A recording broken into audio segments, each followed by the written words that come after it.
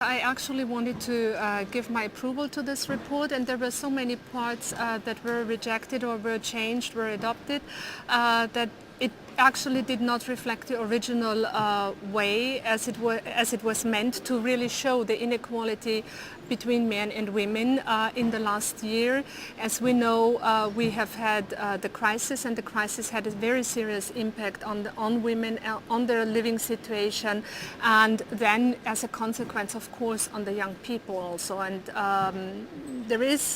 we have, summa summarum, I think we can say we have a huge inequality in Europe, unfortunately.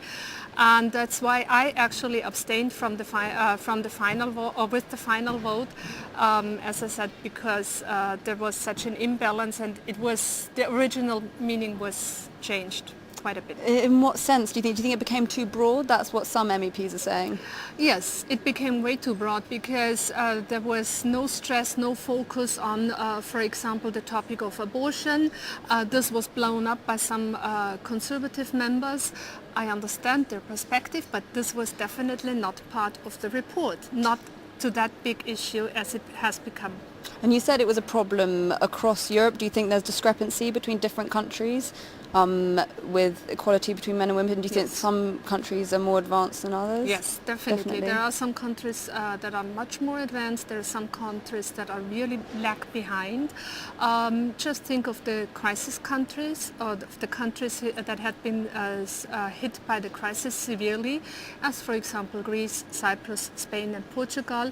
I can say it because I talked to the people there. I went on fact-finding visits, on delegation trips, and we had a lot of meetings that taught us about the problems of women, about the inequality that exists. And of course, it hits women first. It's clear. It hits women first, and then women they are very flexible.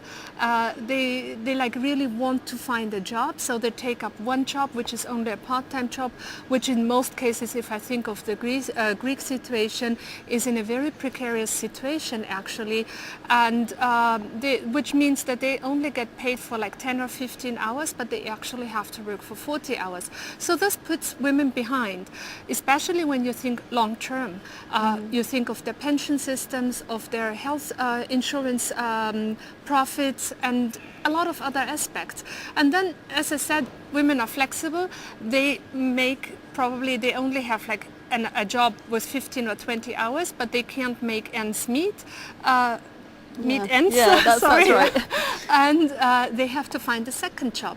So it puts them under a lot more stress than men actually. So you're talking about jobs there. Do you think employment, that's one of the biggest issue really? Yes. Because I think the trouble is it's such a big topic. It is a big topic. You can look at the inequality between men and women in the field of politics. You can look at the inequality of between men and women in the field of public life, of family life, of private life. I just talked a day ago to some people, and I told them the story that if the husband says, "Oh, why should I take care of the children? It's your job," but she is also a professional. He's a professional. They both go to work. They both have to be at work at 9 a.m. Yeah. So why can't he take care of the one child and the woman, the wife of the other child? I think there is still a long way to go until we have equality of men and women in Europe. And as a female politician, that must be something you've experienced firsthand, is it? Yes. Do you think, is that why you feel so passionately about it?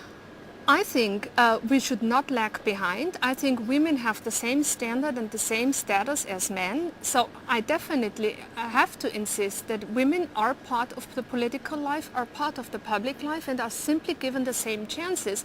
It happens in my own country that a woman doesn't get the same payment as the man, as her male colleague gets, even though she probably even has the same qualification or even a better qualification.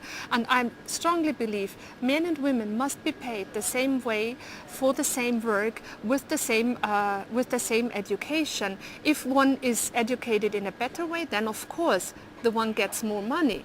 But as long as we don't have this basis, I think we can't speak of equality between men and women. Do you think there'll ever be a change? Do you think with the help of European Parliament there'll ever be a change? Yes.